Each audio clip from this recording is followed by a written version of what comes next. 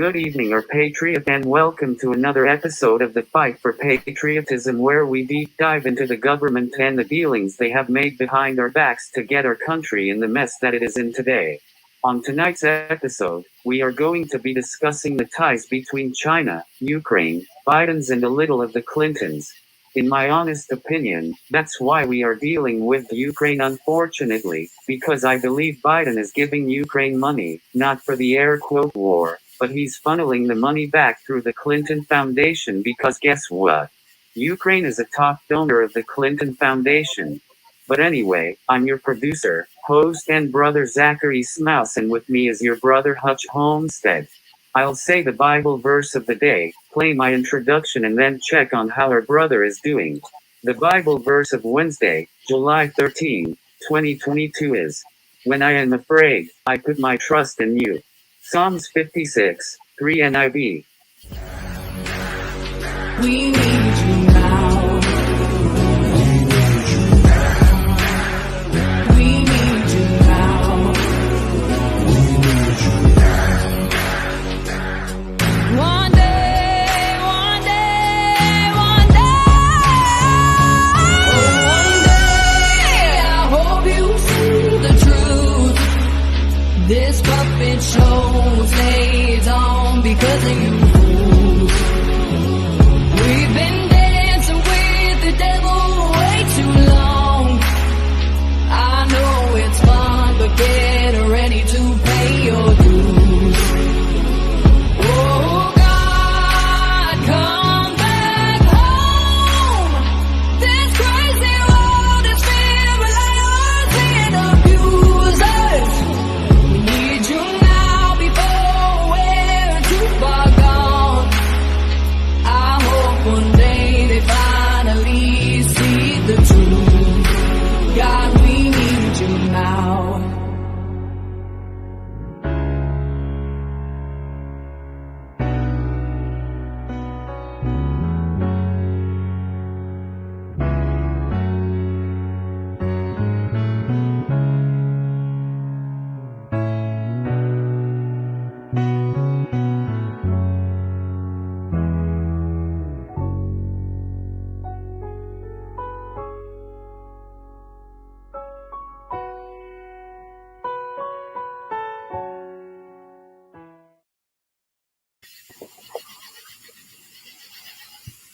How are you doing tonight, brother?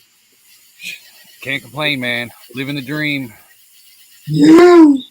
It's dropped like 5 degrees outside, so it's not ridiculously hot. So hey, I'm saying can't complain too much. What's going on, everybody in chat? Roots, Bella, what's going on with you?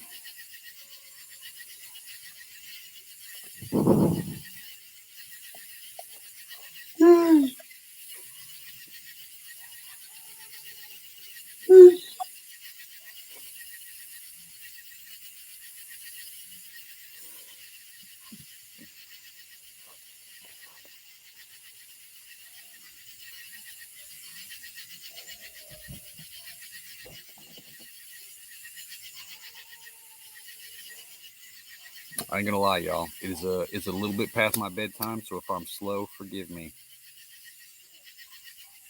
I'm an old man.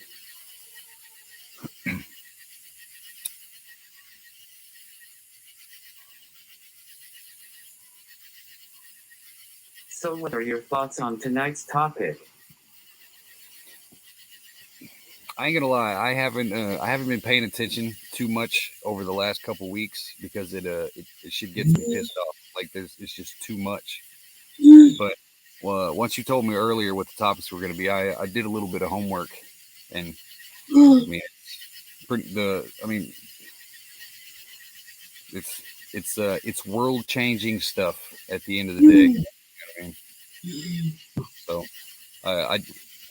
I did a little bit of homework this morning to try to catch up on the things I missed, and that's I just noticed that a couple hours worth of research is not enough to inform me of what's been happening for the last couple weeks, because it's constant something new on top of something new on top of something new.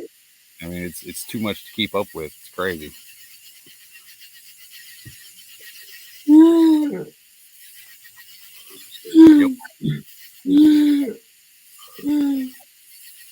If any of us would have got caught with as much dope as playing around with, you know what I'm saying? You're looking at 10 years in prison. They want to talk about privilege. That's your freaking privilege right there.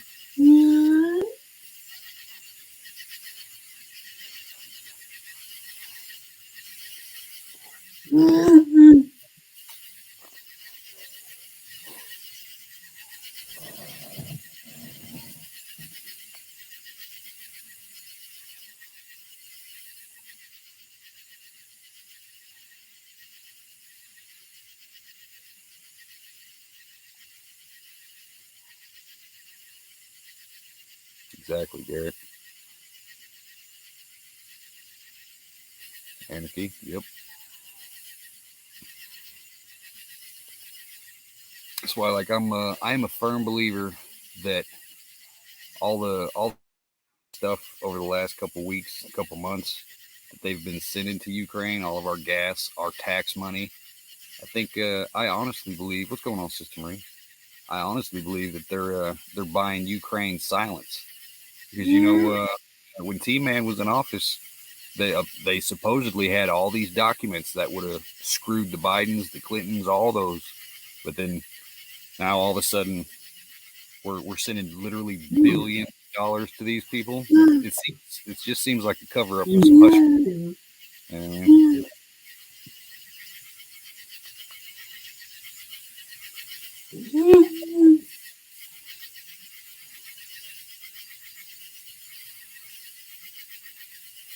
So this first video is going to be going deep.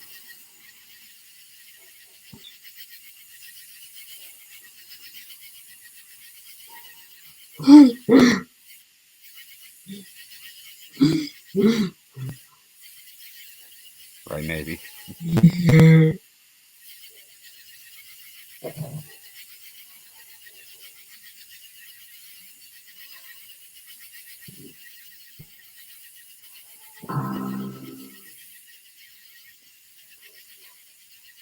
In this edition of One American News Investigates, we expose the corruption of Joe Biden, his campaign, his legacy, and a desperate media apparatus scrambling to protect him.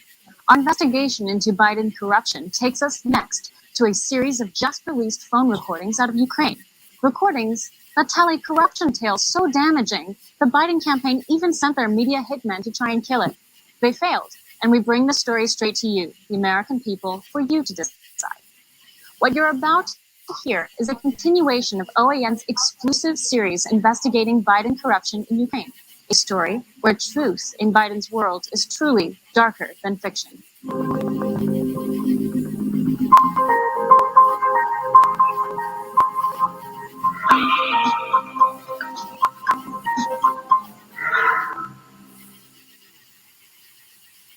Joe Biden's Ukraine problem boils down to a simple charge.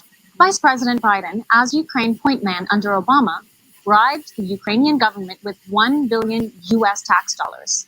Biden's bribe was designed for one thing: to stop the investigation into his son Hunter and Burisma Oil, the Ukrainian company paying Hunter Biden $83,000 a month to simply sit on its board. But rather than acknowledging any of this, the media played cover-up for Biden, stating it was all conspiracy theories and Russian propaganda. ᖏᖃ, they said, was a corrupt prosecutor general and had to go. This narrative made it all the way to Congress in defense of Biden. The facts about Vice President Biden's conduct are clear and do not change. Let's go through them. First, every witness asked about this topic testified that Mr. ᖏᖃ was widely considered to be a corrupt and ineffective prosecutor. But the entire Biden narrative that Victor ᖏᖃ was a, quote, bad guy who needed replacing was turned completely on its head by Ukrainian Member of Parliament ʀ. In a one-hour press conference on May 19, 2020, ʀ released phone recordings of Joe Biden, Secretary of State John Kerry, and President Petro Poroshenko, all discussing the fate of Prosecutor General Victor ᖏᖃ. In this December 3rd, 2015 reporting, Secretary of State John Kerry proposes to President Poroshenko the idea that Biden would really like to see the Prosecutor General problem resolved. But before Vice President Biden comes, I just wanted to try to urge you to see if there's a way to get by this problem of replacing the Prosecutor General, because from our perception, he's blocked the cleanup of the Prosecutor General's office, and I know the Vice President is very about it. The awkward coincidence in taking issue with Viktor Shokin at this time was the fact that Viktor Shokin's office happened to be investigating Burisma Oil. In fact, Shokin had declared the founder of Burisma a fugitive of Ukraine. Burisma was Ukraine's largest oil and gas company and was paying Joe Biden's drug addict son, Hunter, $83,000 per month to ostensibly do nothing but sit there. New York Times bestselling author Peter Schweitzer tells One American News, Joe Biden claimed to know nothing of his son's business dealings overseas, yet deals just fell in Hunter's lap without justification in all the countries for which Joe Biden was point man. Hunter Biden was given lucrative deals in both countries that he had zero qualifications for and had zero background in. And so the question is, and it's a very simple question, is what were the Chinese and the Ukrainians paying for? We know that Hunter Biden has no expertise. We know he can't add any value to the company with regards to a skill set or an ability to advise them in any way. So what are they actually paying for? And I think that's a question that Hunter Biden should be asked. And I think the U.S. Senate should ask it. But it wasn't just Joe Biden's son. John Kerry had an interest in getting Viktor Shokin out of the Prosecutor General's office as well. Another American named Devin Archer was appointed to the board of Burisma. Archer, too, made tens of thousands of dollars per month off Burisma Oil. Devin Archer was Hunter Biden's friend and business partner. Devin also just happened to be John Kerry's senior advisor during Kerry's presidential campaign, and just happened to be the college roommate and later business partner of Christopher Hines, John Kerry's stepson. Another awkward fact for Kerry, John Kerry's chief of staff, David Leiter, was also making money off of Burisma Holdings. Burisma paid Kerry's chief of staff $90,000 in 2014 to lobby Congress and the State Department. 4 days after Kerry's discussion about the problem of Viktor Shokin, Joe Biden flew to Ukraine. Here's where the timeline gets interesting. 2 months later, on February 2nd, 2016, Prosecutor General Viktor Shokin's office seized Burisma founder Nikolai Zlochevsky's property and assets. That's the month in which Shokin, who supposedly wasn't investigating anybody, that's another Biden lie, raided Burisma and put them under arrest. The owner of Burisma, who was crooked as all get out, Zlochevsky, was afraid his business was going to be taken away, and he brought Biden in for what he had bribed Biden to do, which was to fix the case for him. Let's revisit our interview with Shokin back in Kiev. I asked Shokin why he resigned, and he affirmed what he had sworn in a 12-page affidavit. He was pressured to resign because his office started seizing Burisma assets, and in the process began to unveil Hunter Biden's involvement in illegal money laundering. My conversation with Poroshenko on this, Shokin says, was in a phone call. It was after we started seizing Burisma assets in Ukraine when Poroshenko called me and said, listen, this all has to stop already.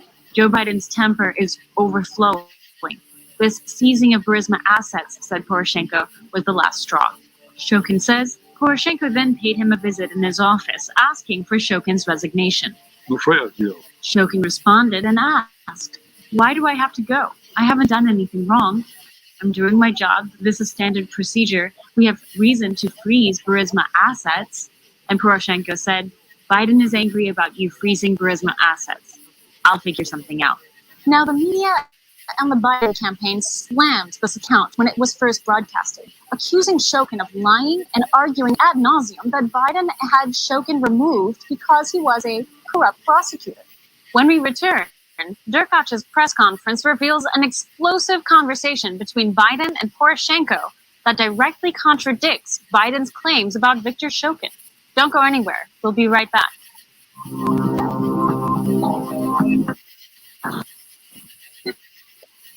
Third, I have some positive Peter, can you hear me? Yeah, now it's better.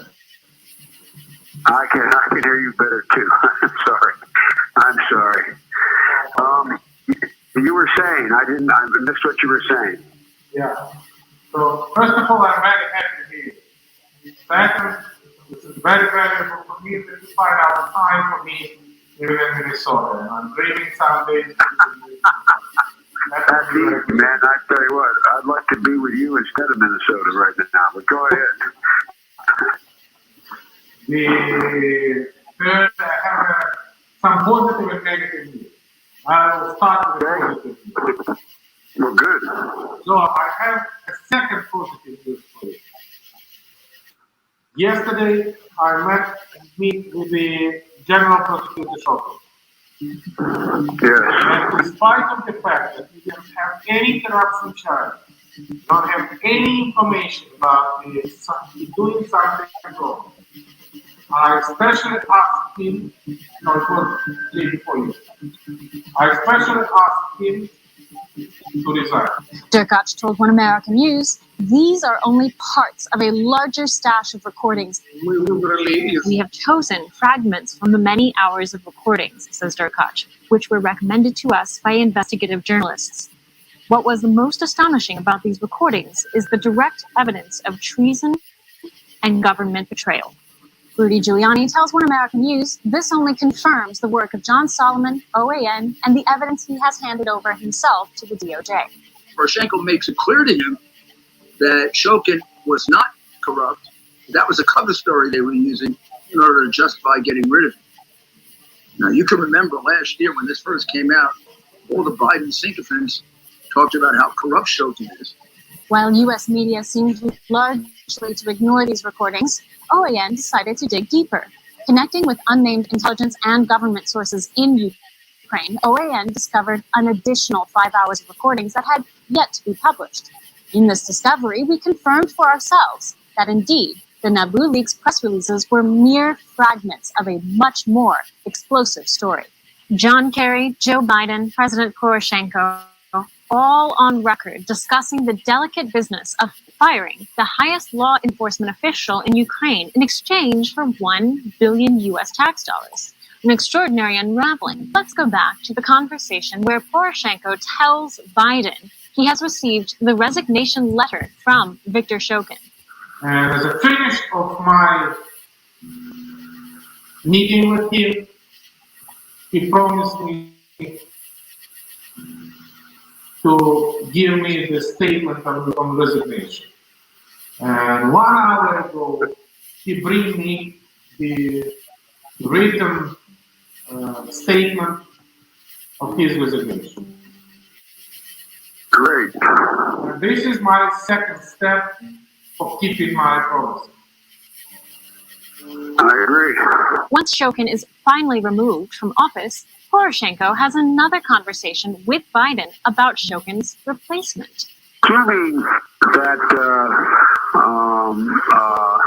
there is a new government and a new prosecutor general, I am prepared to do a public signing of the commitment for the $1 billion.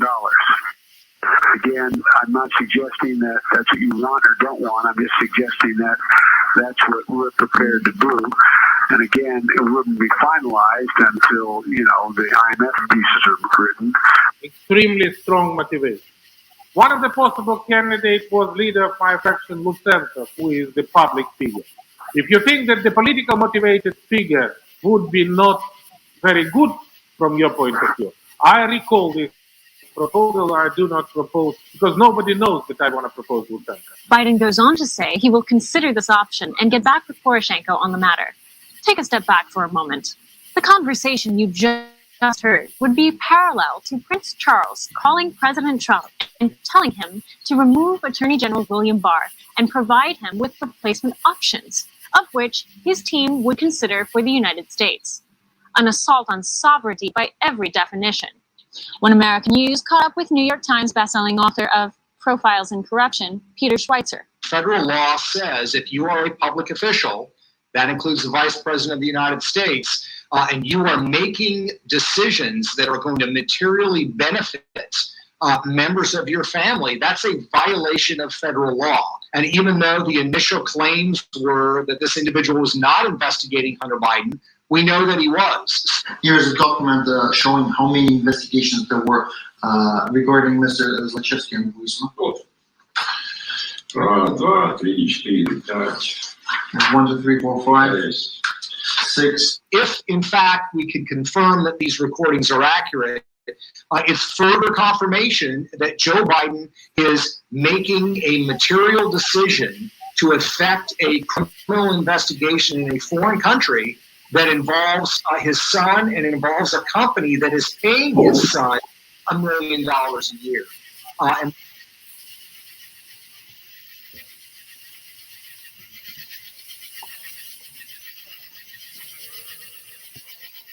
it's freaking ridiculousness. See, this is exactly why people are controlling him.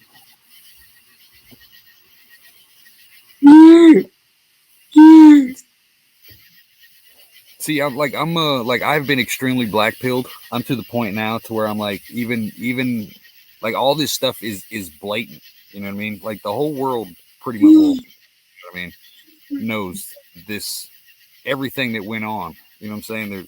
There's proof of it from their own mouths, but yet still not a damn thing is going to be done. You know, it's just disrespect in our face. You know what I mean? That's what it is.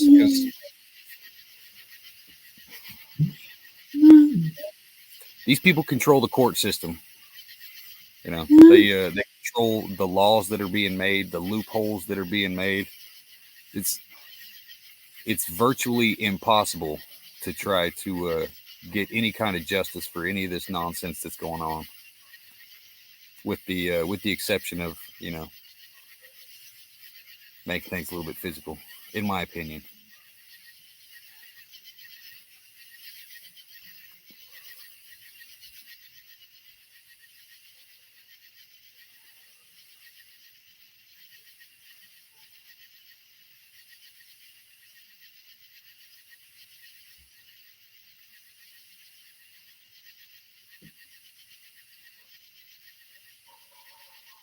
That's why we need the Constitution back in the people's hands. That's the problem is, I've said it before, it might be a bad analogy, but the way I look at it is, you know, these politicians, they're the fry cooks. We own the McDonald's. You know what I mean? Since when is it the butler's place to steal from us and tell us what we can't do? You know what I mean? Because that's exactly what they are. Every politician is our maid. That's what they're there for. You know what I mean? And we honestly need to stand up and remind them exactly who the hell they are and put them back in their place. I'm hoping it comes before everything gets too serious, before we do start looking like Sri Lanka or was it Denmark and these other places, you know, any country in South America. I try not to lose hope on it because, you know, you just get hammered with the same shit over and over and over again. It's just so blatant, and you're like, well, what the hell can we do? Like I do the local stuff. I call my governor, I call my congressman, you know, all that stuff, and I let them know, like, hey, I don't stand for this shit. But at a certain point, things are so far out of the realm of, you know, the authority of your governor or your senator that it don't make a damn bit of difference. You know what I mean? Like these people literally run the world. A governor or senator ain't gonna do a damn thing about it. You know what I mean? We need to stand up and make them realize that they work for us. Exactly. Rip, that's all we are. We're cogs in the wheel. We're just little pawn pieces that can be expendable. I mean, like, if you look at this stuff now, who I can't remember his name. I'm having a brain fart. right? The new president or whatever it is of Ukraine, like, this is my opinion, but I would put money on the fact that he is getting a very, very handsome war chest for his own personal retirement plan out of all this money. But that's one of the things, is they control the media there, they control it here. We're never going to see anything of where that money went. It's the same thing with Barry Obama there, when he sent that pallet of cash to fucking Iran. You know, there's no way to track any of that. It's gone. It's all that money that they stole from you is just gone. You know what I mean? No way to trace it ever.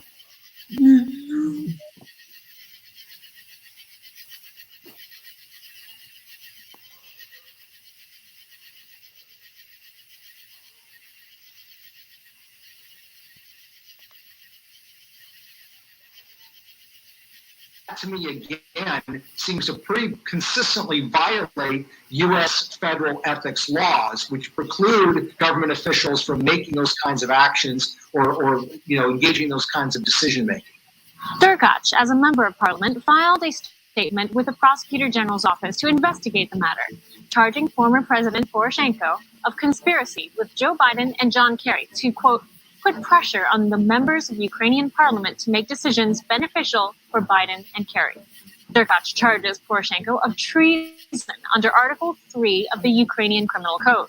I mean, the information is quite incriminating if you know the case. I mean, first of all, it shows that Biden has been lying about the fact that he was unaware of kids, or he was unaware of his son's business in Ukraine, because he talks about his son's business in Ukraine. So it makes him a liar about that.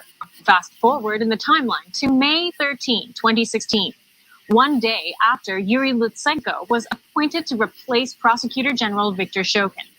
Biden was especially happy about Lutsenko's appointment. Lutsenko did not have any legal experience, yet was appointed to lead the highest legal office in Ukraine. Biden seems eager to immediately direct Lutsenko's next moves. Congratulations on installing the new Prosecutor General. It's going to be critical for him to work quickly to repair the damage that Shokin did. And I'm a man of my word. And that now that the new Prosecutor General is in place, we're ready to move forward in signing that new $1 billion loan guarantee. ģ reiterated the recordings released in his 1-hour briefing were fragments. Giuliani says the conversations that came after Lutsenko was installed would be especially revelatory. And I would hope that those tapes are put out also. And there are some that are far more damaging than that one. Giuliani is right. In the additional recordings provided by top intelligence officials to OAN, official and unofficial recordings are proving Biden was far more involved in the Ukrainian Prosecutor General's office than he has publicly admitted. A possibility the Biden campaign seems to fear so much, they immediately sent a media lapdog to find out what we had and chill our story. We'll be right back.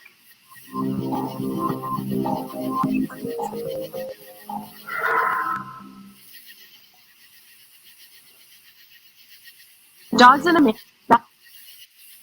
Hi. Very.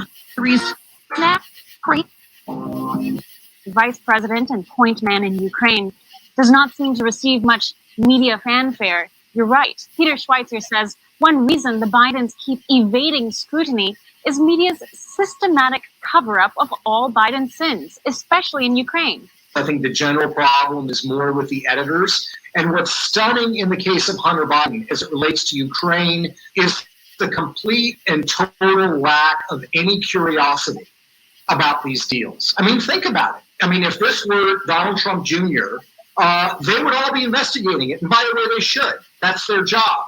But for some reason, they don't feel it's even necessary to put a reporter on this. These are very simple, basic questions involving a foreign government, not a foreign company, a foreign government setting up a profitable venture for the son of the sitting American vice president. And for the media to say, we don't think there's a story there, when they haven't even looked at it, it's really absolutely shocking. I reached out to Joe Biden's campaign for comment on the ģ released recordings and the additional recordings OAN was now investigating. I found Biden's communications director, Kate Bedingfield, who is frequently found giving interviews on cable news. Dear Ms. Bedingfield, I wrote, I am seeking Mr. Biden's or the campaign's comment on this series of phone recordings allegedly portraying the voices of Mr. Biden and President Poroshenko of Ukraine.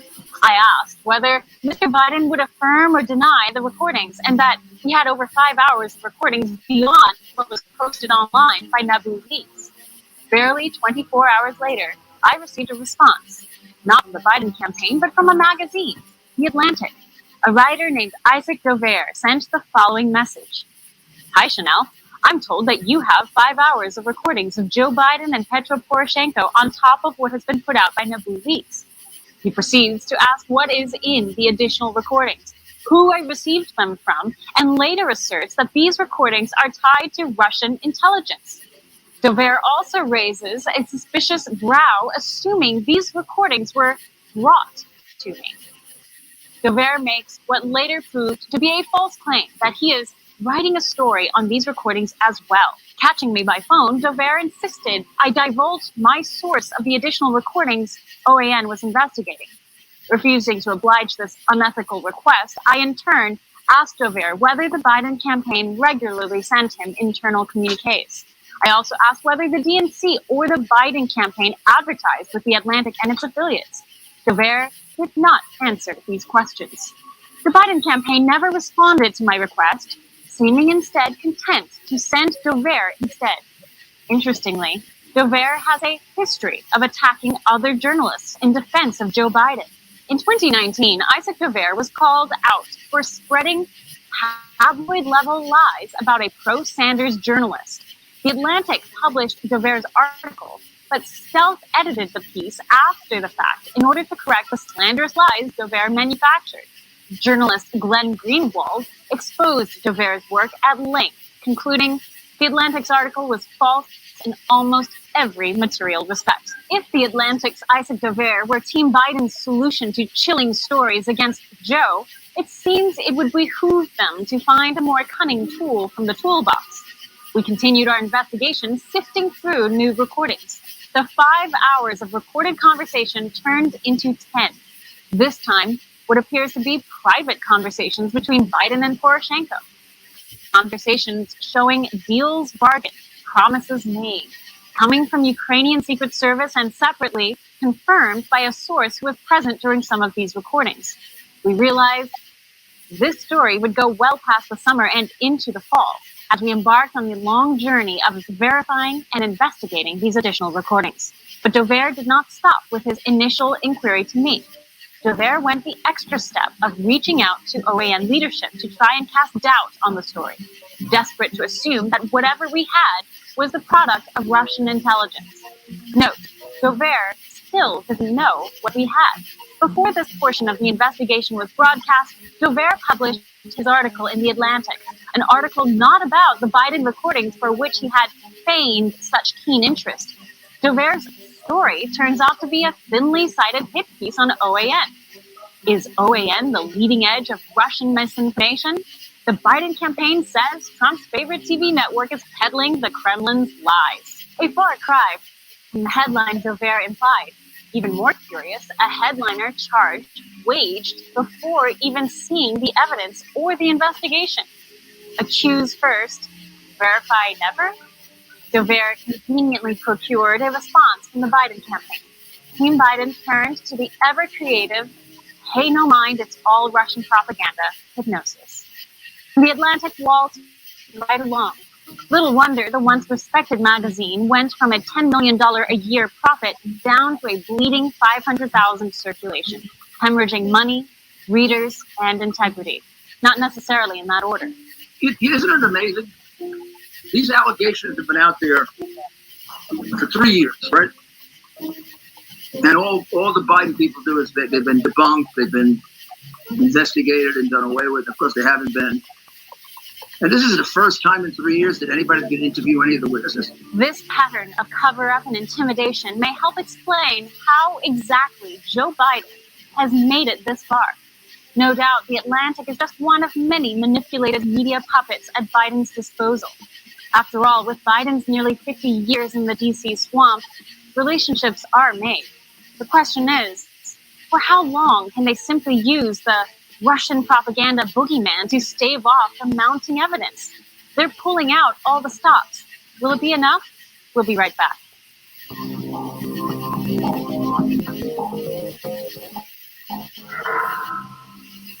And up the freeze coming U.S. presidential election.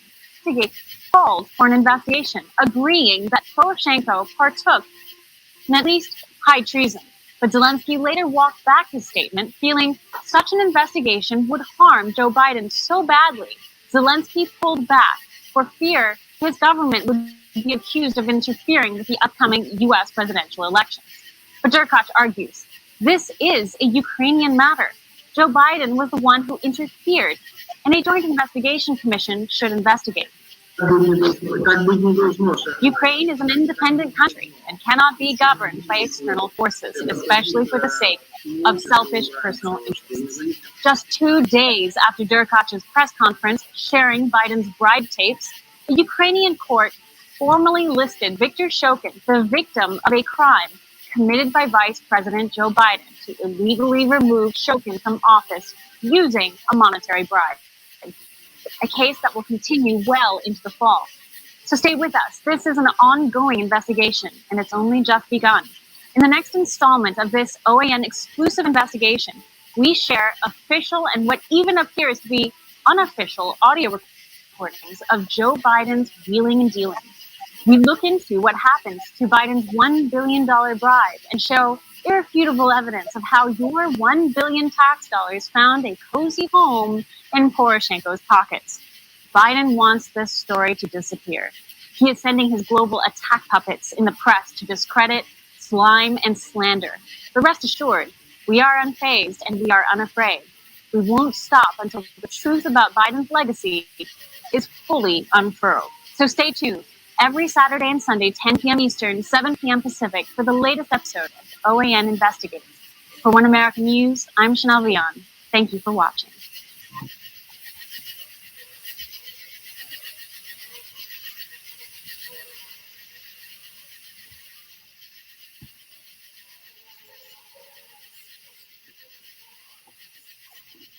Sup, kiddos?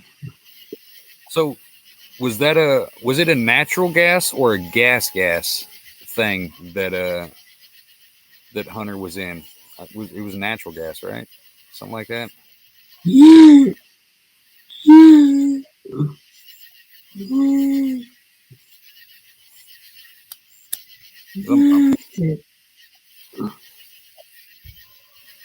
My brain's working. Give me a second. You know what I mean?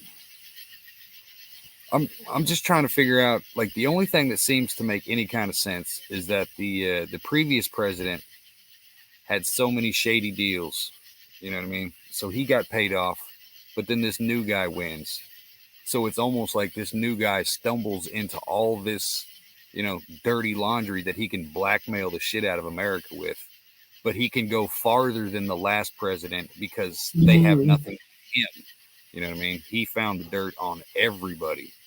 So now he's a bigger risk because he has nothing to lose, you know, because he didn't do anything with any of that mess. He just stumbled into all the information. It's kind of what it seems like. That's kind of how it's coming off to me, because it makes no sense for Hillary to give up, you know, our uranium and do all this other stuff.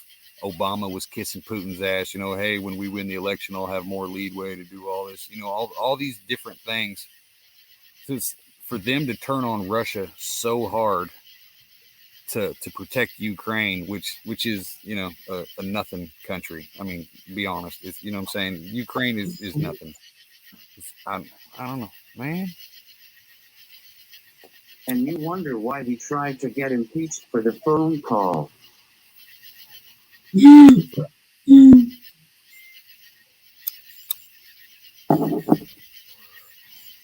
Exactly, Ronan. See, yeah, all this started under Obama, right? That's when he started making all those deals, got Hunter all those jobs.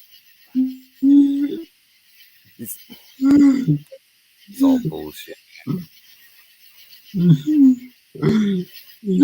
See, you figure at this point, how have they not done a national security check on Hunter Biden? Like, how could he have passed?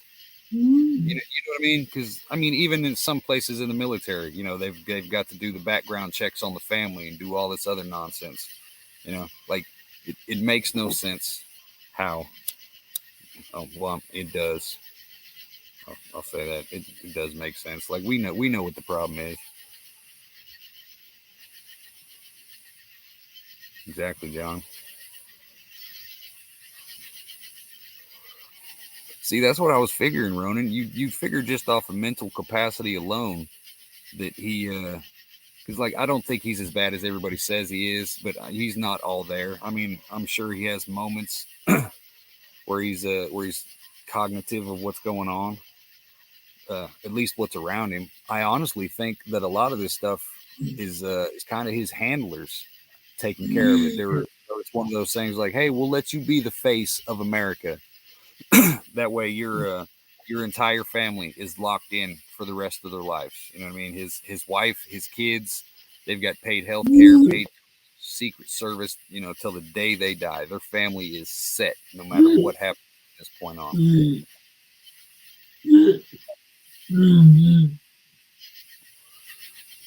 Right. They're just sitting back laughing at us, like no matter what happens. I mean, if you look at it this way, if you're getting dementia or Alzheimer's or anything like this, hypothetically, you know, they let you know in advance. I mean, you know, you've got a little bit of time before you know that you're just completely fucked. You know what I mean? It's almost like a sacrifice for the family. Like no matter what they do to me, even if they lock him up and do all this other stuff, first of all, he's too old to do any real time. Second of all, he doesn't have the capacity to even acknowledge the fact that he would be in trouble in the first place. You know what I mean? He's the perfect scapegoat. And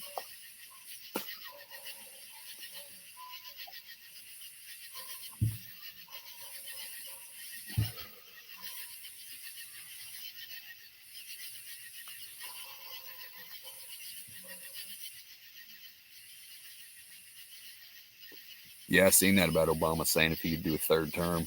But you see the way he snubbed him at the deal. I mean, it's you know, I mean, you know, he didn't like Biden to begin with. During even as his VP, you know what I'm saying? You could tell it was just pandering nonsense. You know what I mean? But I mean, this might not be politically correct, but I think the only reason Joe Biden got this the spot was because he is, you know, he is the perfect fall guy. Nothing to lose and everything to gain. You know, what kind of legacy can you know, you can't turn that down. You know, like, hey, we'll take care of your family forever. We just need you to come up here and look stupid to the world for a couple months. You know? I have a question. Do you think it's the real Biden even? Yeah, I think. I think he's just been around long. That he's like he's the last of the dinosaurs. You know what I mean? Like Hillary ain't coming back. I mean, she run her mouth, but Hillary ain't coming back. You know, like all these older ones are they're going out the door. So like while we're focused on Biden, what's going on with Schumer and Pelosi and Kerry and the turtle there from Kentucky? You know what I mean? Like, what are they doing in the background? Because all these big name politicians that we know, they're you know what I'm saying, 10 years they're gone. Then we got the AOCs and the squad and you know that stupid twat from Michigan. You know all those people, the younger generation. That's who's about to take over. So it's almost like we're seeing the cleaning of house for a generational change. You know what I mean? Because I mean, even Republicans are jumping out of politics like crazy too. They're like, I don't want nothing to do with none of this stuff. I say good riddance, but that's kind of a double-edged sword because as they leave, that opens up the door for a whole new batch of They could be good-hearted people that want to change and actually make America America, or they could just be more pandering stooges, just getting indoctrinated, on their way in to just be a whole new breed of fucking criminals.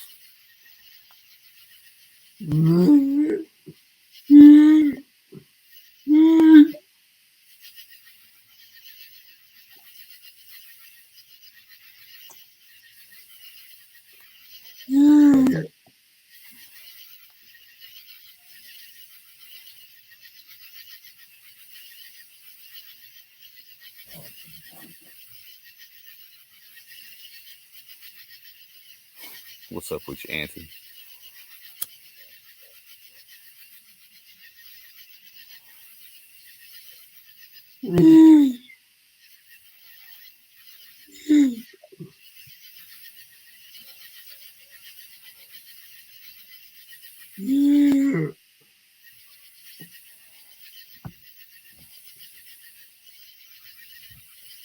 Exactly, John.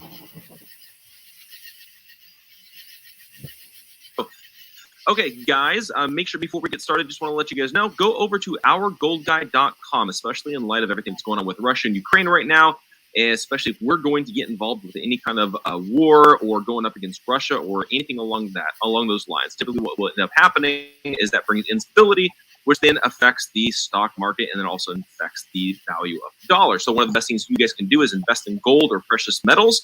Our gold guy is actually, his name is Ira. He's an America First Patriot. He sources all his gold right here from the United States of America. And on top of that, he's cutting costs to where and then he's passing on the savings to you guys. So he has some of the best rates around. So if you guys go to ourgoldguy.com, let him know that Jeff sent you, and Ira will take great care of you. He'll answer any questions. It's not going to be a hard sale or anything like that. He will just get you the information, and you guys decide what you guys would like to do from there. So again, that is ourgoldguy.com. Let them know that Jeff sent you, and then Ira will take great care of you. So without further ado, we're bringing on our guests for today. We got Brett. Is it Brett ▼ last name? Am I pronouncing it correctly?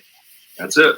Perfect. I guessed correctly. So welcome to the show. Glad we can sit down and chat here for a little bit. It's always fun talking to people that are running for Congress, but specifically people that they love the country. They're actually principled conservatives, and they're taking on the establishment. Those are the kinds of guys that I like to have on the show.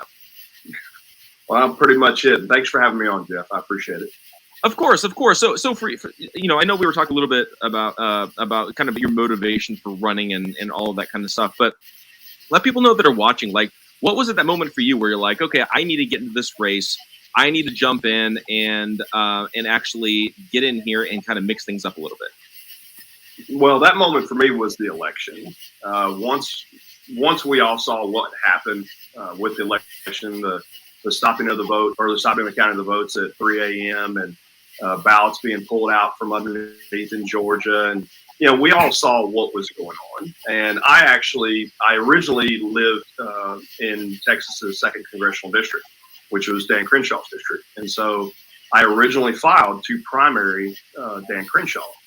And I wasn't happy with what he, or lack of what he did during the election. I believe he voted to certify it as well. And that was the moment that I first thought about running for office. I have absolutely zero political ambition. This wasn't something that I wanted to do. I kind of enjoyed my life the way that it was. But the elections matter so much, because if you don't have free and fair elections, you have no way to swing the pendulum back the other way. And so that's why it was a major topic for me. It's actually, you're supposed to have a top 3, top 4. Obviously, it's up there to my number 1, to where we have to fix our election. We have to have confidence in our elections. And there's things that you can propose, but you gotta you don't want to have the federal government in charge. So the states have to be in charge. Here in the state of Texas, we've corrected a few things, with the mail-in ballots and things like that. Now many of them are getting kicked back because they don't have driver's license on them or social security numbers on them. So we think that it's working here in Texas, but every state's got to have these voter protections, and so we'll see what we can do. Like I said, if we can get there, if we can beat the establishment and get there, then we can create some waves and possibly fix this stuff. Yeah, well, it seems like to me, obviously everybody, especially when it comes to the election, everybody's looking at all the different ways that the election was stolen. And I always like to say, it wasn't just one thing. Like, and I think everybody likes to focus on the one thing. Mike Lindell's looking for his 9-0 decision in the Supreme Court, or this person's looking at this thing. And I think it was actually like 30 different things all that happened simultaneously for them to pull this off. But to me, one of the most blatant errors that I don't think anybody can actually refute is all the illegal rule changes that happened last minute, did not pass legislators. It was oftentimes Secretary of States, governors, attorney generals, even local courts, things like that. What are some of the things that you think that we can do to really clean that up? Because I think that to me would be an easy first step to really tackle. Well, I think a lot of that stuff is going to have to happen locally. Like, this is where the local elections matter, as far as whether it be state, governor, et cetera. I mean, right now we have, I believe Governor Abbott's in a little bit of battle, here in the state of Texas with, he has 3 really good candidates that are all going up against him, and Don Huffines, now in West, and Chad Prather. And, they've all spoken about those things. And I believe that there's some things that you can do as far as at the federal level, as far as voter laws. But I think Robbie Starbuck, I spoke to him last week about some of the things you can do federally that I really like, as far as, restoring transparency, auditing voter rolls, getting rid of the big money, how Facebook put in, hundreds of millions of dollars into the North to, for as far as voting, and possibly even live uninterrupted camera feeds, going back to paper ballots, voter check. But I think we really have to have voter ID laws to make sure that, if you're, make sure that you are, legally able to vote. And I think some of those things that we can do at the federal level, but again, it's in a little bit of a balancing act, because you don't want to overstep your bounds, and like I said, you want to keep as much control back into the hands of the states. So it really can be. It's kind of a little bit of a balancing act. You just can't go out and say, well, I'm going to do this. Well, I'm going to do this. You still want to abide by the Constitution, but you don't want it to prevent you from keeping elections free and fair.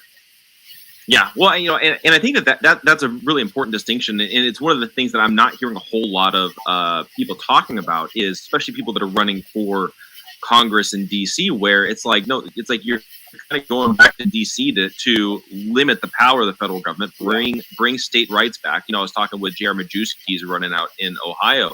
That's one of his biggest talking points that he's really been hammering home a lot, that I really appreciate, is he's like, we need people in Congress that are going there basically saying, this isn't for us to decide. This is for Texas, for Ohio, or Arizona to figure out. And I think that when it comes to the election laws, this is the danger that we're facing right now, where we have a Democrat Party that's fundamentally attempting to strip states away from their rights to make their own rules. I think if the federal government, and this is just my opinion, if the federal government's going to step in, it should just be to enforce that, no, it's only the state legislatures that can actually create these rules, not a Secretary of State or governor arbitrarily. Correct. Just to hit on that again, that's why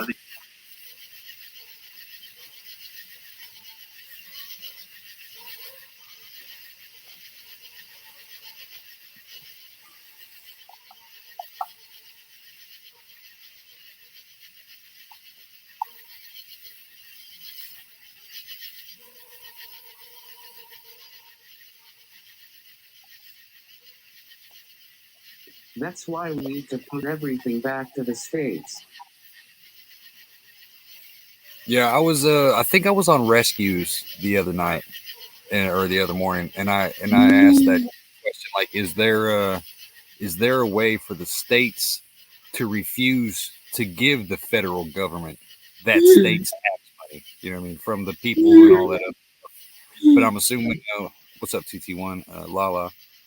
But I mean, now with everything being digital, like, I don't know when they switched it from you actually had to physically mail in your taxes to, you know, they just automatically take it out. And see, that's the problem, is because, you know, if you never get to touch it, then it's not real. But if you turned it back to where people actually had to physically lick an envelope, put a stamp, take it to the mailbox, and send in money every time they were like, hey, your taxes are due, there, you know what I'm saying, the country would explode. And that's the problem, is you can't touch it. It's not real. You don't know what you're missing because you never get to see it in the first place, you know. And that's, man, it's, the whole system is so messed up. I see the who's that curly headed dude from Kentucky, Tennessee, Ron Paul, that guy. See, I like him. He stands up, but at a certain point, talking is not enough. Like you're in, you know, you're in there with these people. I appreciate what you're doing, but you're not doing enough. You know what I mean? Does that make sense? And like, there's only like maybe 5 or 6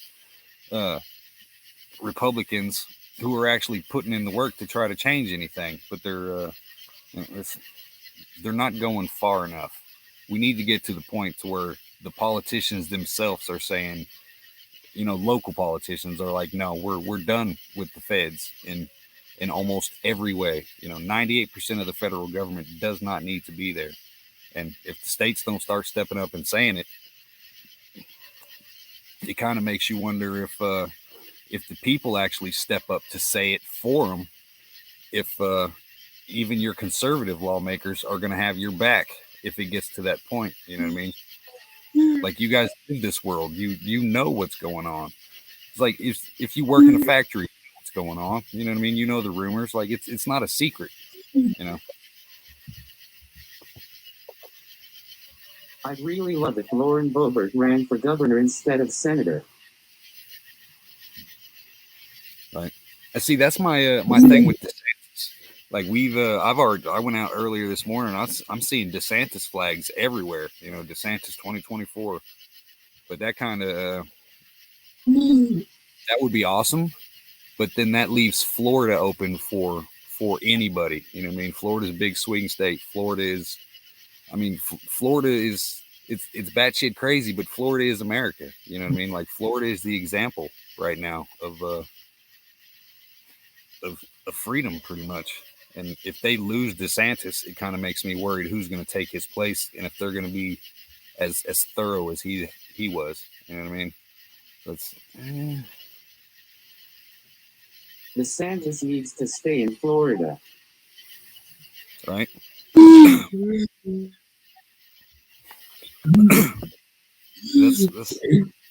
That's the side nobody ever talks about. Is, yeah, I mean, he goes on to different things, but the place he leaves, you know, that place is that place because of him. You know what I mean? It's I don't know. It's little things like that. You know what I mean?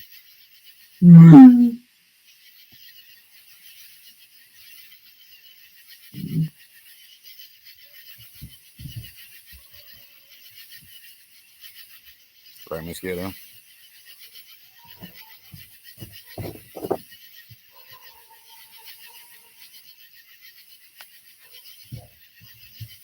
Give me 1 second. I got to go plug my my cord in from my charger. 5 seconds.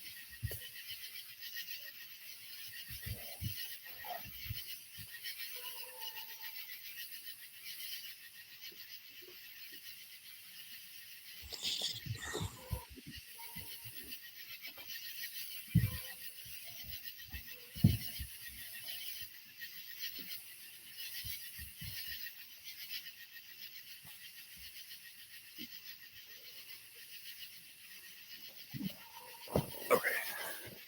Sorry.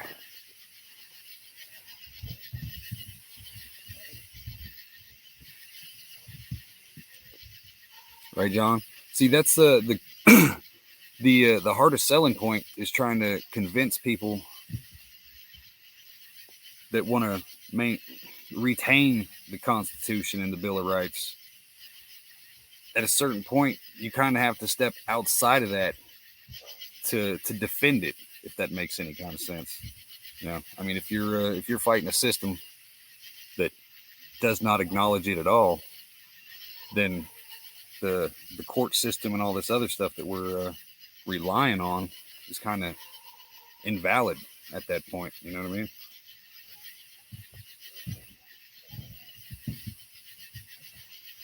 Lauren Boebert is a great senator for Colorado, but she really needs to be governor because my governor shoves his sexuality in her face and I'm done.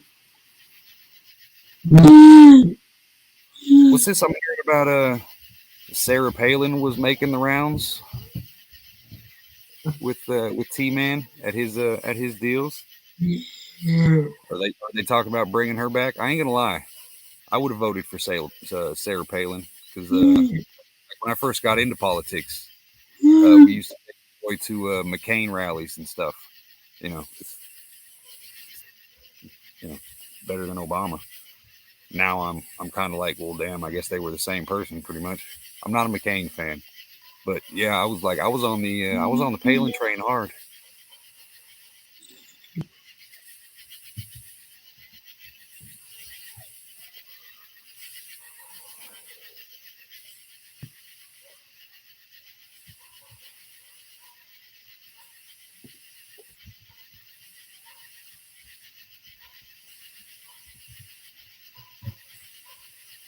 Right, TT1.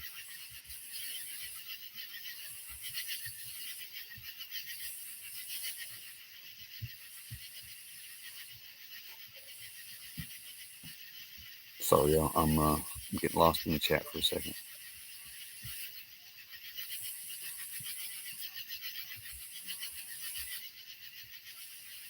For what charge, Garrett? He hasn't done anything wrong.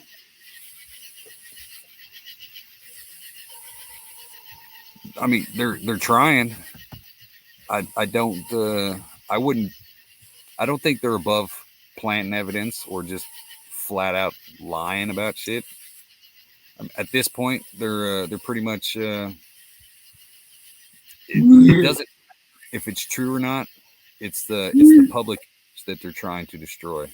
And like I know there's a big wave of all these Democrats switching parties, you know, trying, we'll never vote for, you know, Biden again or all this other stuff.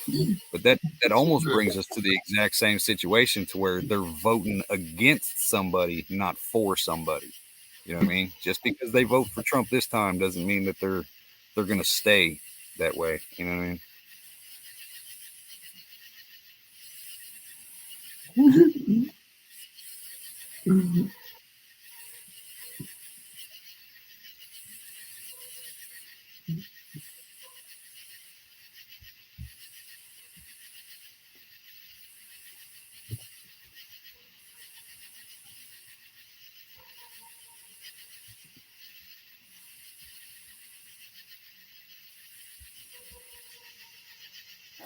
Mrs. Gettle, unfortunately, I can't be president until 2028.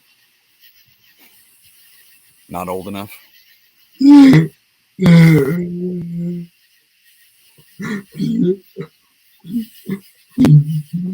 See, like I know they don't have anything, but if you look at it,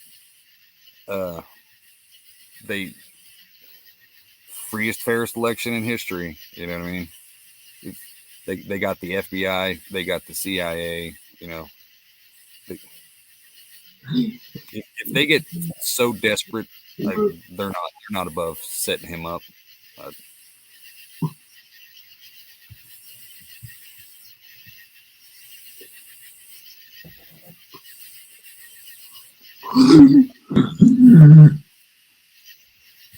Right. Oh, I did see.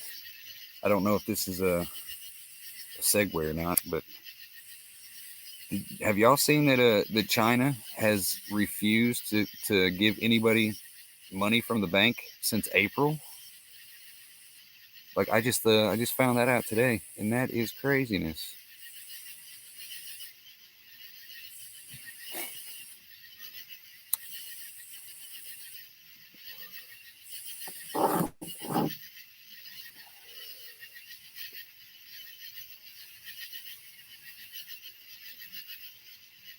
not heard of that at all, did you?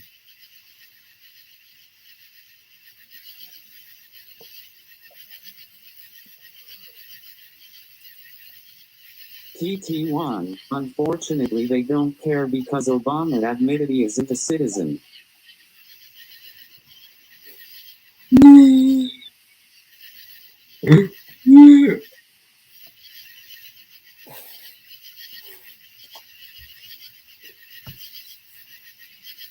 Yeah, this I think he'll forever be in the backstage. What do you think? You think there's a chance of Michelle running in some kind of way?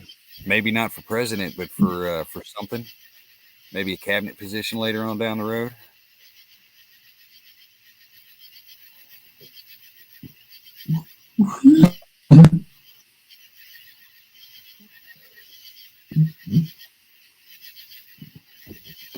Hutch, you mean Michael? Right.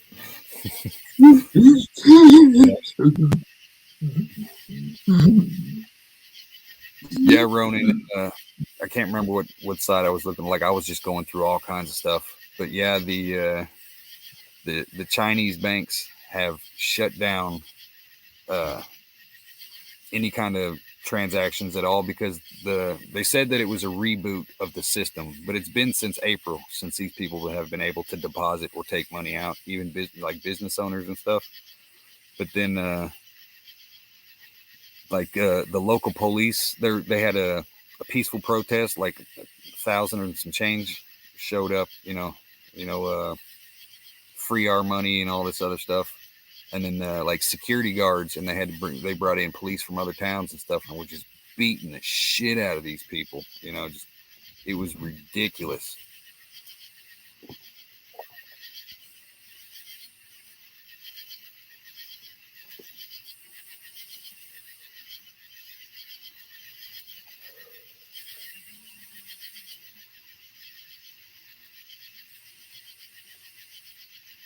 Cindy, I care about running because I don't like lying.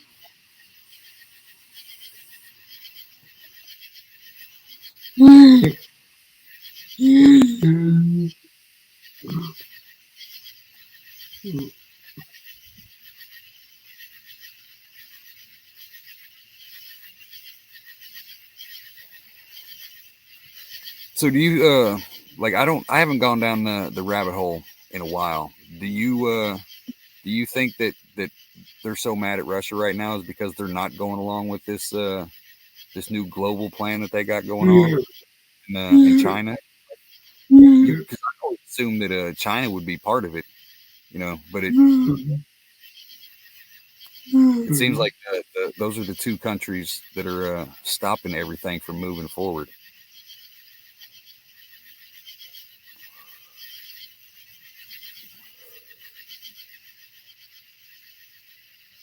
Right, Lala.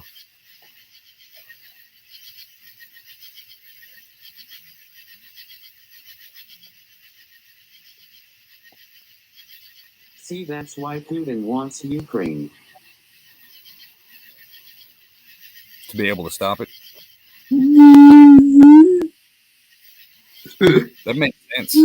See, like I am not a fan of communist Russia. Let me put that out on the table. But if we look back on history, or if this does turn into number 3, or some kind of a global thing, like is history going to say that Putin was actually on the side of freedom, or at least some kind of sovereignty? That's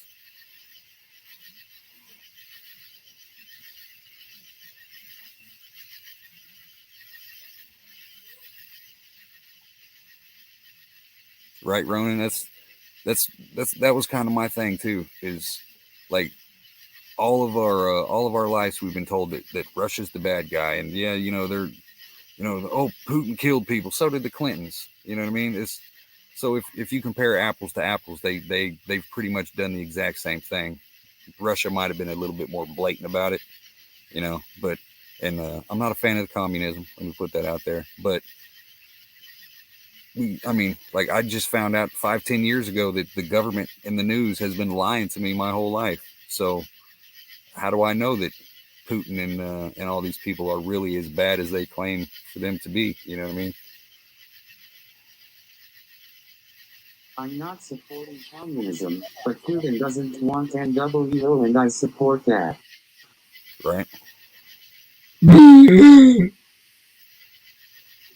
See, that's, you know, sometimes you've got to side with the enemy, you know what I mean, for the greater good. You may not have the same agenda and the same morals, but the foundation is the same. You know what I mean? You do what you do over here and we'll do what we do over here. You know what I mean?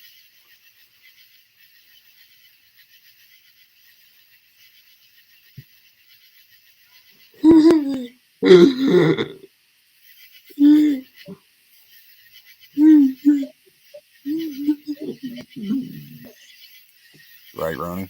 Because I mean, you look at World War I. You know, we hated Russia then, but or you know what I mean, or World War II and all that. You know, like Russia hated everybody, but yet they teamed up with them. You know what I mean, to get the common goal done. I don't know. I might be rambling, y'all. I'm old. It's late.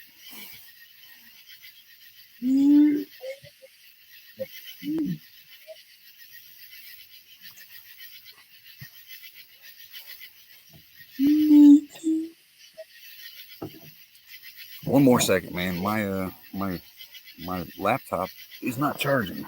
1 second.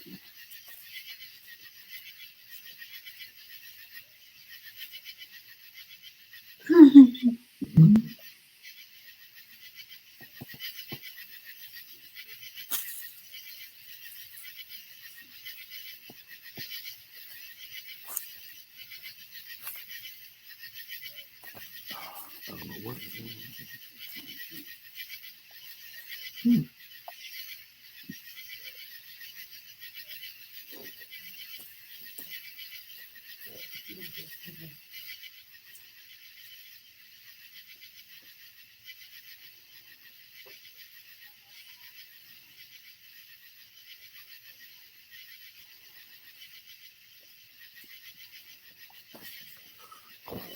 Sorry.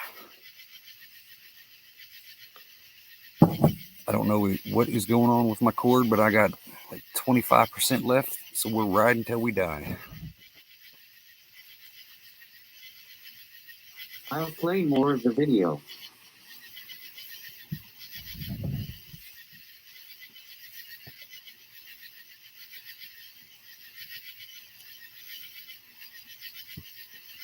These local elections, you know, that's why they matter. If you're hearing a attorney general or secretary of state or attorney general candidates like that say that they will do these things, then that's the person that you need to vote for. Again, the primary is not about who do you think can win or who do you think can win in a general election. The primary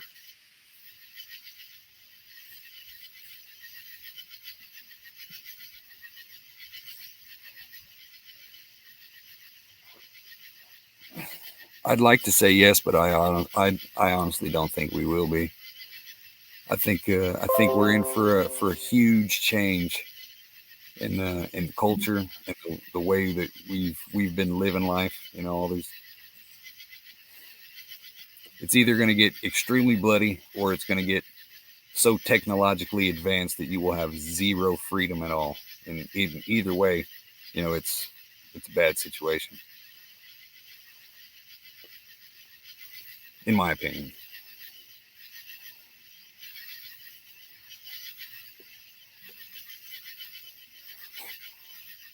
Right, Chimo?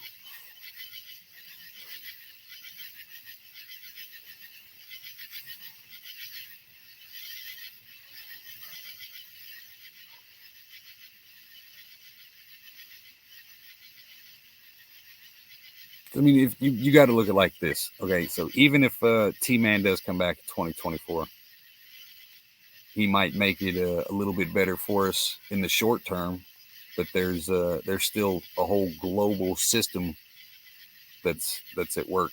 You know what I mean? So unless the yeah, that's me. I'm outside. I got crickets everywhere.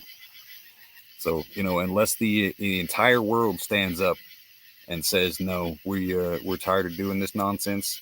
We want freedom. Ain't nothing going to change. There's going to be moments of happiness and shiny shit everywhere, but it's just going to be a distraction.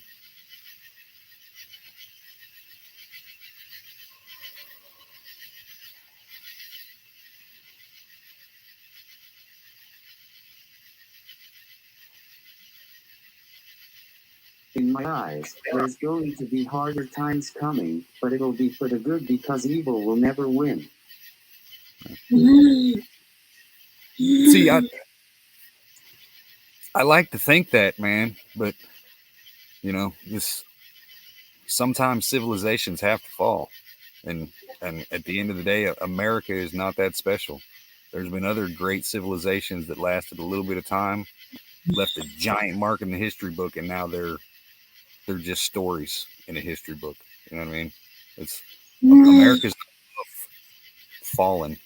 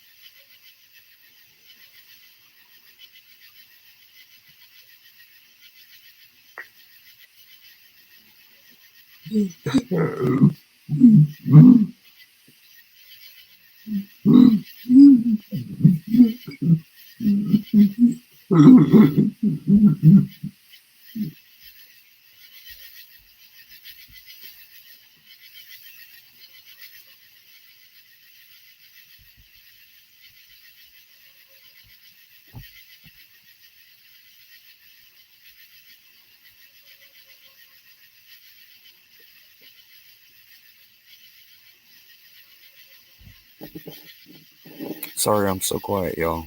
Like I said, I'm old, and my brain's working.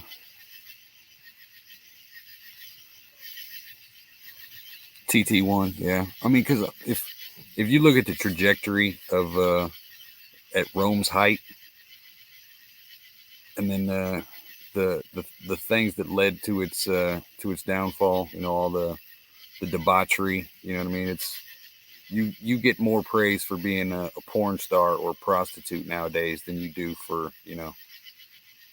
being a good dad or doing the things that you should actually do. You know what I mean? And that's the kind of stuff that pretty much led to all these big civilizations' downfall. Is they got too big for their britches. They got too sophisticated. You know what I mean? And it's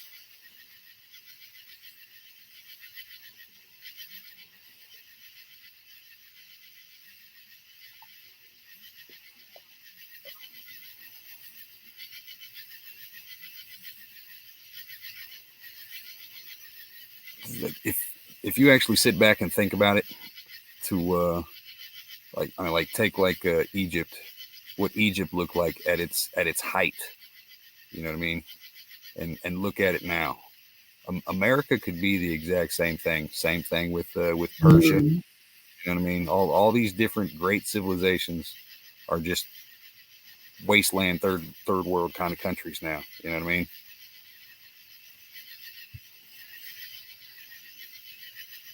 The reason why I say that is because I survived being dead for an unexpected amount of time where I shouldn't be able to do what I am doing. So I really believe God's on our side.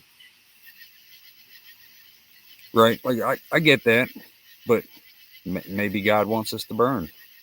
I mean, you know what I'm saying? It maybe it's one of those type of situations where, hey, it's wipe the slate clean kind of deal. You know what I mean? And that's where it's like, if you're a religious person, then that's good, because you're like, hey, win, lose, or draw. You know what I'm saying? I'm going up there with the big man. So it's, you know what I mean? I can see from that perspective. You know what I mean?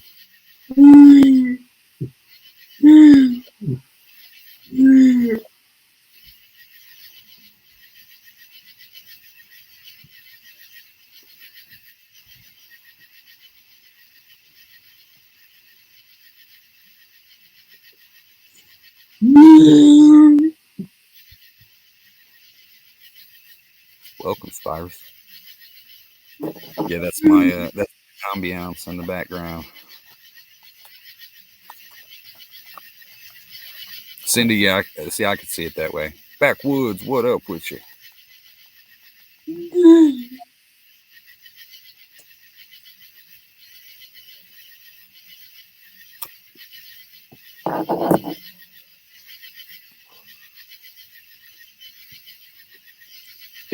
Is you're getting to what type of Republican or conservative you want, and that's what it comes down to. Don't ever vote for money. If you know, like, well, this person has lots of money.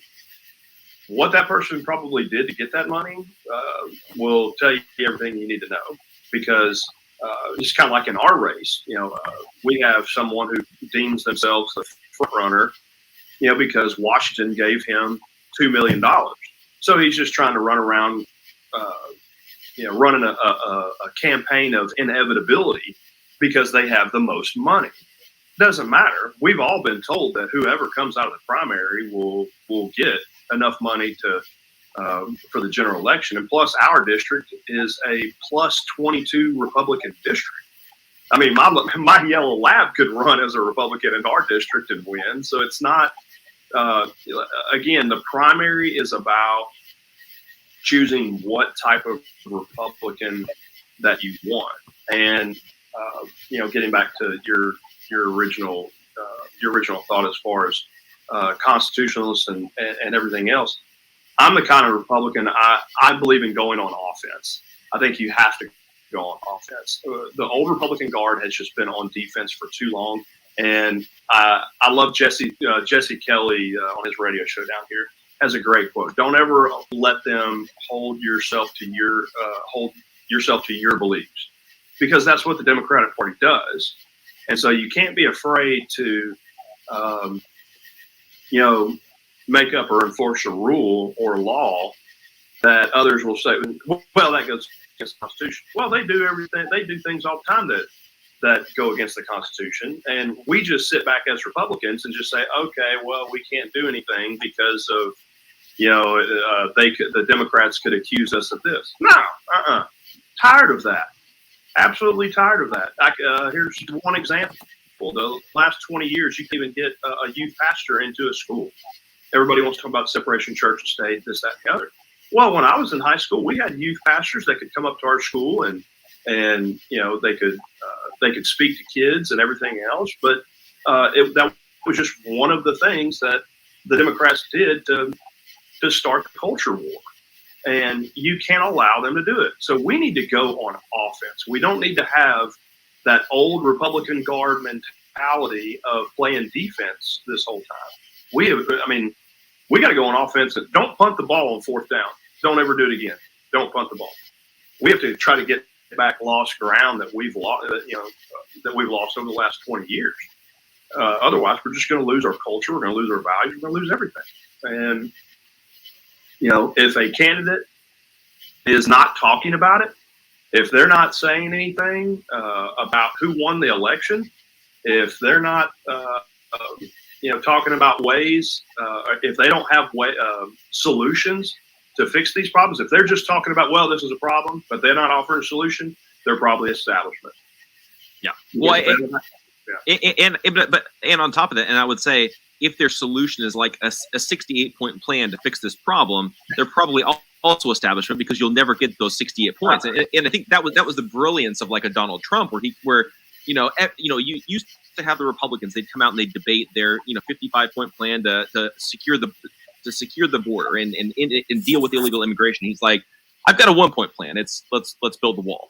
And I feel like that's something that I think is really missing among Republicans. And I think that the Republican Party right now is trying to go back to business as usual, the way that things used to be, go back to being the opposition party, going back to just complaining about the Democrats, but we don't actually do anything, and it's just kind of posturing. So this is where I've been saying this entire election cycle, just primary everybody. Like I'm sick of everybody that's in DC right now. They all talk a great game. Nobody's doing anything. Even a lot of the guys that are conservative favorites, they do jack squat. We need fresh blood in there. Well, and here's and look, I love Trump. I love what he did for the country. There's no doubt his policies were the best. But one of the biggest knocks on Trump, and I'm not a candidate that goes around talking, saying Trump this, Trump that. I'm Trump. I don't have anything in my message that has anything to do with Trump. I'm a grown man. I can stand on my own 2 feet. I have my own ideas. With Trump, he hasn't really made the best of decisions in terms of whom he chooses, whether it be people in positions of power when he was president, some of these Supreme Court justice picks, some of his endorsements. I mean, he endorsed the candidate that was running against Robbie Starbuck, which is to me absurd. Robbie has been a champion for all of for the last year in all of these things, that we're fighting. And then Trump endorsed the swamp candidate in our race just 3 or 4 days ago. We all know that's probably has something behind it. And Trump is losing a lot of faith in the people. People are losing faith in what's driving his decisions, because you can't have a Republican that voted for Obama that's been a lifelong Democrat, and all of a sudden you endorse him. Well, why? Because he's funded by and endorsed by Kevin McCarthy. I mean, what deal was made behind under the table for that?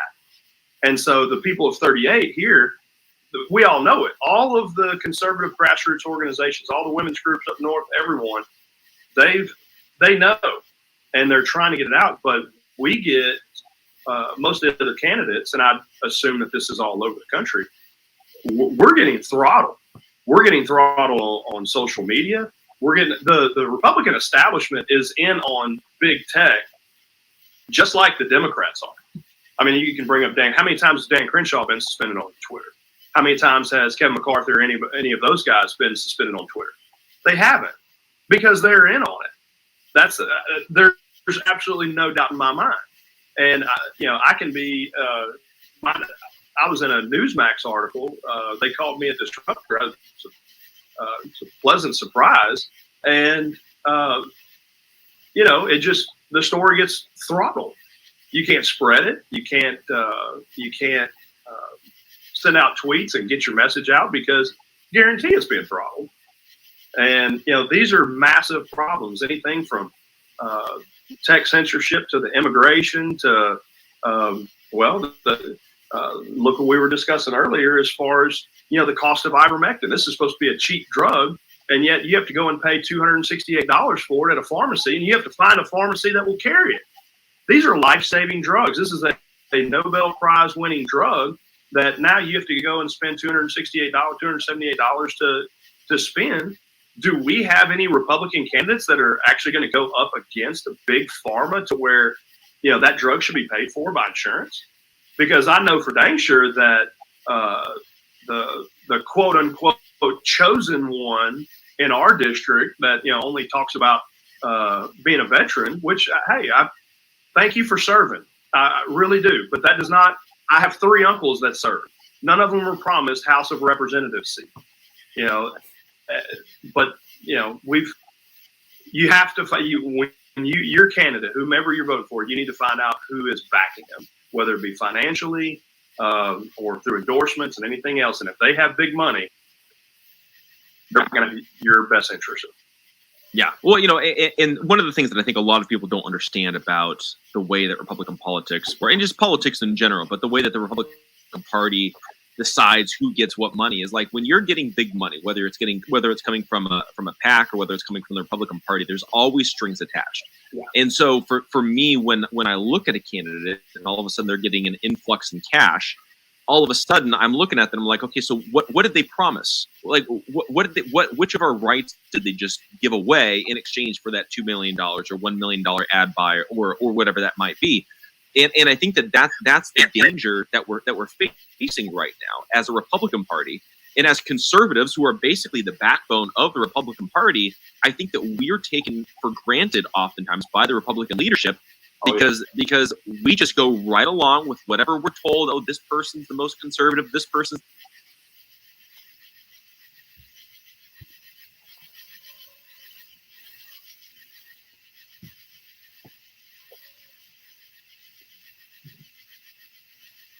Yeah, there's definitely some questionable things that the man did, but I mean, on the like, I'm not the biggest Trump supporter. Like, I'll vote for him. I did vote for him, but you got to figure, first time in this brand new world, he's gonna make some mistakes on the people that he brings in. You know what I mean? It makes sense. I'm hoping he does a little bit better the next time around, if there is a next time around, you know, hopefully. But like, I think if he would have had that next 4 years, a lot of those things that people criticize him about, he might have accomplished.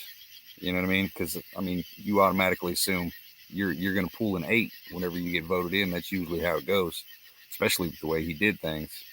So, like, he didn't get enough time to properly judge or assess him as a president. You know, ain't nobody perfect, but I don't know. Like, I ain't trying to make excuses for the man, but like, it's a complicated mess to try to get through. I mean, you're fighting lobbyists. You know, that's hundreds of billions of dollars right there going against you. The media, that's hundreds of billions of dollars right there going against you. You know what I mean? Hey, that's a lot of opposition to go through.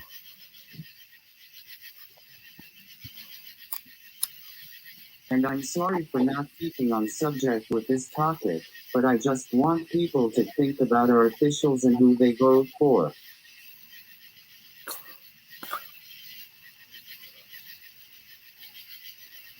Oh, you're good. Wherever you want to take it, man, is where we'll take it.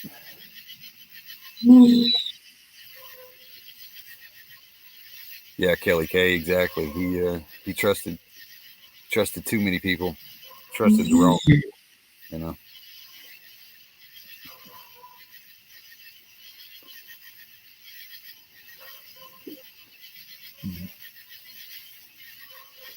And I will say, I hate Brett Kavanaugh. He was the biggest waste of a Supreme Court judge in the and the most spineless coward.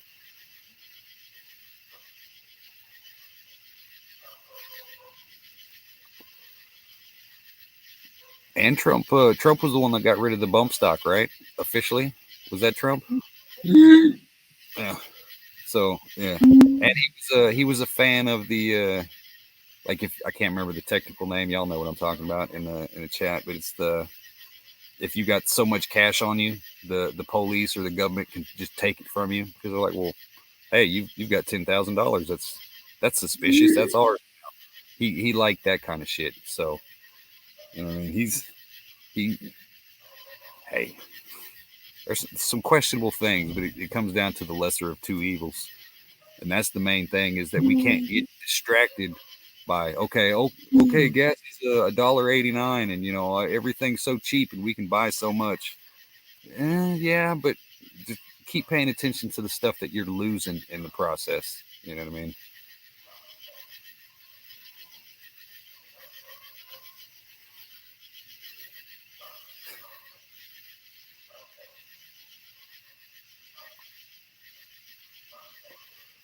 Stuart, what's up with you?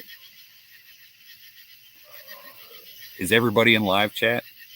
Every time I see Stuart's name, that pops into my head. I like him because of his first executive order. I can't even remember what it was. See, I'm not a fan of executive orders. I think that's limit that. Each president gets like 10. That's it. Not these 50 or 60 that they're going through.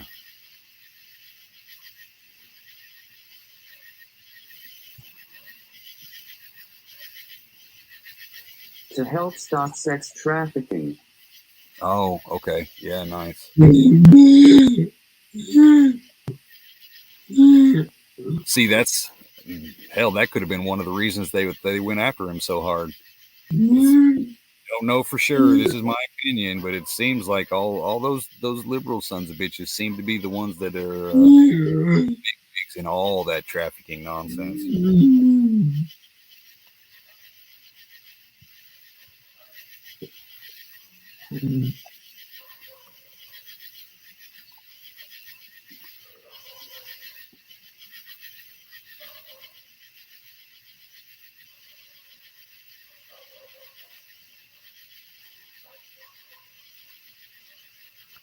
Right, G-Mall?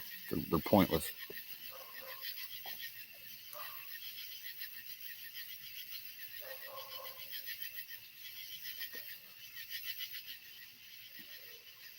And you wonder why Biden is helping Ukraine so much. Right. That's those Eastern European countries like Ukraine and that stuff. Aren't those? I mean, they're not number one, but like they're high in all that trafficking stuff, aren't they? That's every time you hear about brides and stuff, it's Ukrainians and Slovakians and all that.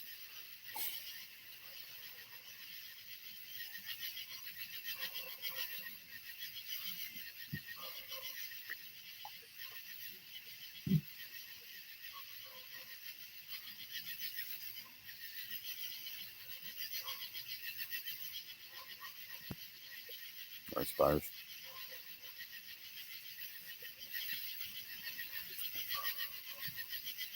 Yeah, I remember that ghetto. Didn't Biden have an active warrant for his arrest in the Ukraine a while back?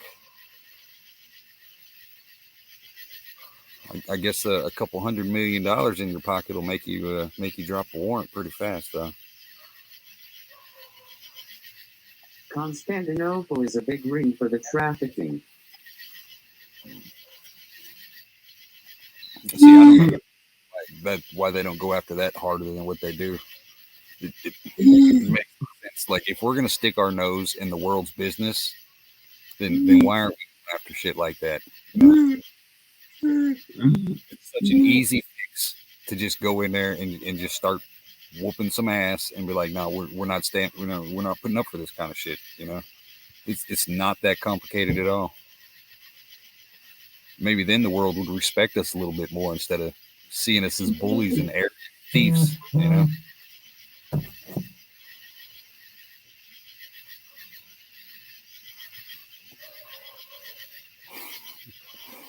Backwards.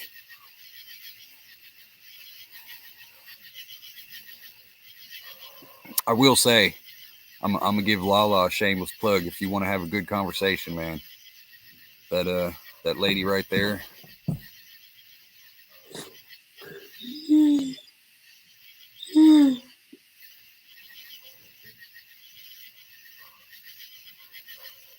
Right. See, like I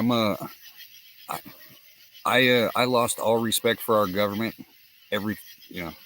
Basically when I started paying attention to what was going on in Africa, I'm like, we're everywhere in the world except for where we're needed the most. It makes no sense to me.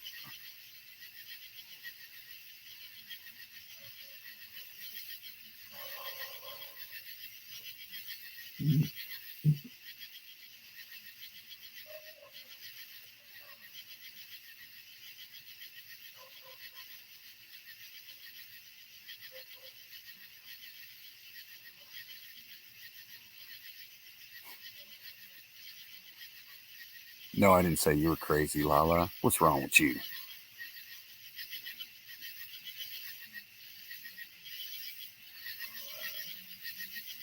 Exactly, Lance.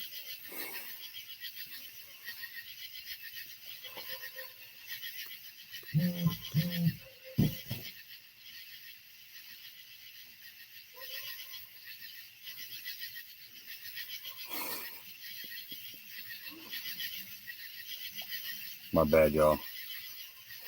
Backwards. Something wrong with you. Yeah, John, that's see, and that's one of the other things too, is like if we actually focused on building infrastructure and helping these people out, then we would have access to those resources willingly. But if you look at it now, China owns Ethiopia because they gave them actual infrastructure. So now they're indebted to China indefinitely. Now China has access to all of that. Now China's got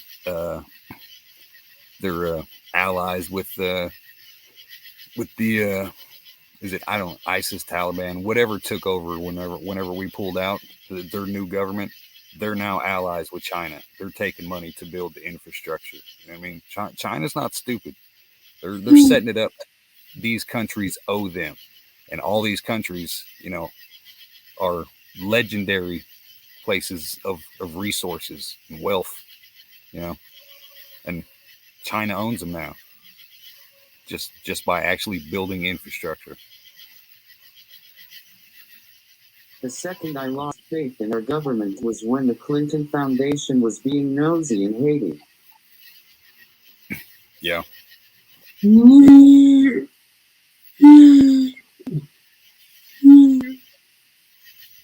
See, I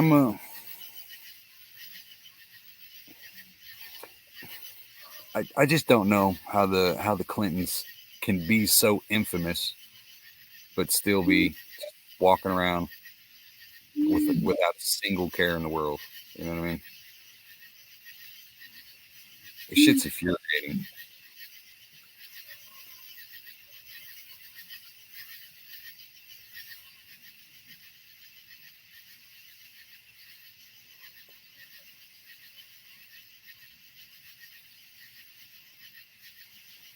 G-Ma Merkel, on that I could say only 400 million? That really don't seem like a lot.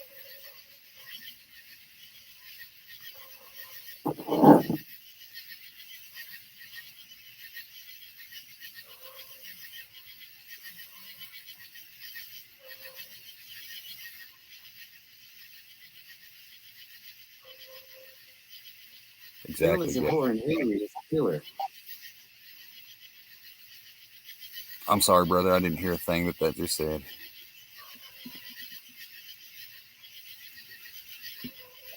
Bill is a whore and Hillary is a killer. Yeah. Yeah. Right.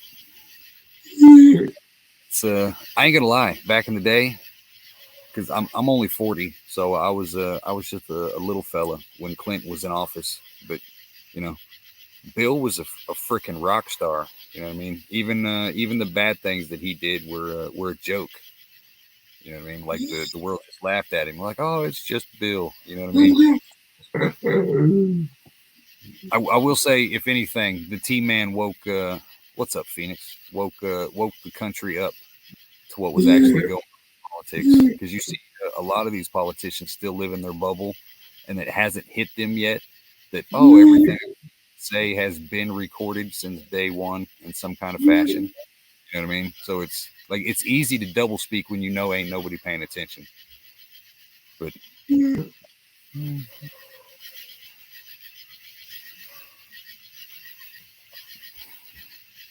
I will say though that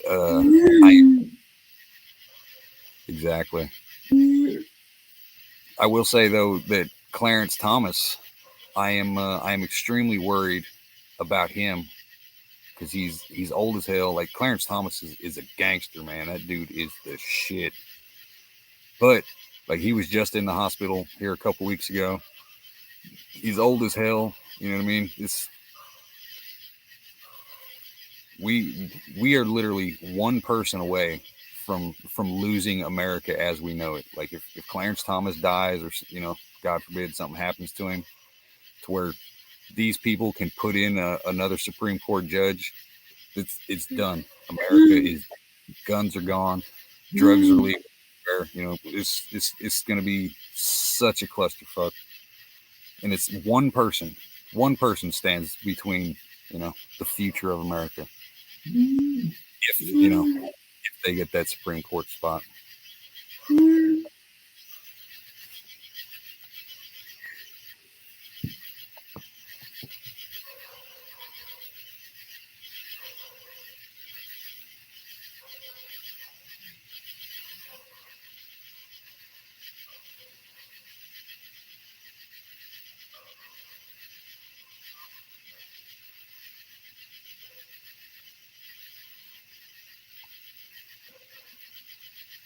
Any final words, brother? Just, hey, keep at a certain point, you've got to figure out which hill is worth dying on, and then focus all your energy on climbing that hill. Because I mean, we're getting to a point to where holding signs and talking about things is not going to be enough. You know what I mean? It's find your resolve and figure out where your line in the concrete's at. Because there's not going to be any fence riding. You're either going to be a coward acting like the rest of the sheep, or you're going to be in the tip of the spear to try to actually get this shit changed. Because like I said, we're going to get lost in the system with zero freedom, or it's going to have to get bloody. Either way, it's going to be a rough ride, you know.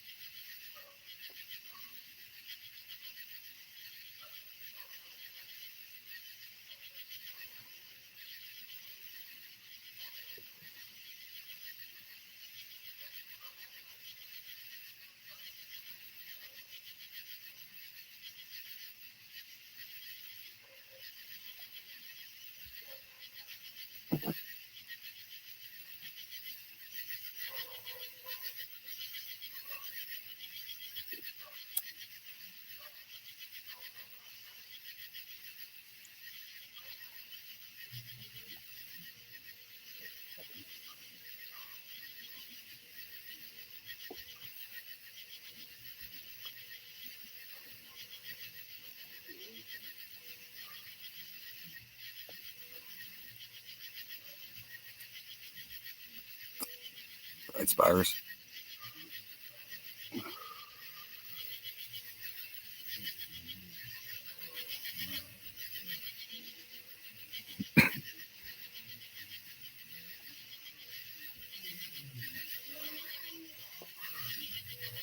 Oh, just a reminder. Did everybody in here, did y'all hit that thumb, man? Help out that algorithm. Let this truth get shared out for other people to see.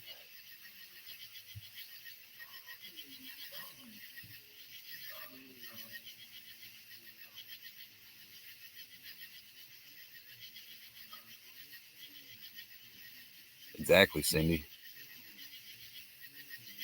Don't hold your ground. Start taking some back. We've been falling back for years. Let's start pushing forward, reclaiming some of this shit.